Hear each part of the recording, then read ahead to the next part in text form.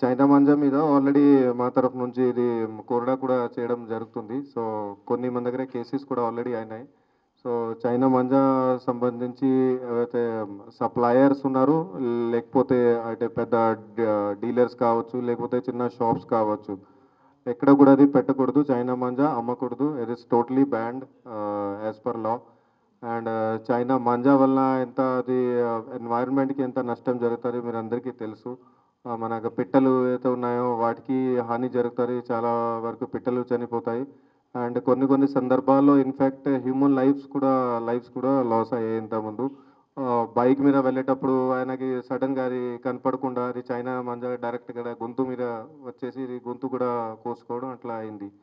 So, అట్లాంటి incidents కూడా ఉన్నాయి. So, China manja it's dangerous from all the aspects. దాంట్లో ఎలాంటి కూడా జస్ట్ అది చిన్న అది 5, 10 మినిట్స్ ఎంజాయ్‌మెంట్ కోసం నేను ఎవరి మీద అది గెలిచినాము, ఇది కైట్ ఫ్లయింగ్‌లో గెలిచినాము. ఆ 5, 10 మినిట్స్ ఎంజాయ్‌మెంట్ కోసం మిగతా అందరికీ కూడా ఎంత నష్టం జరుగుతది అది మనం అందరూ కూడా ఆలోచించాలి.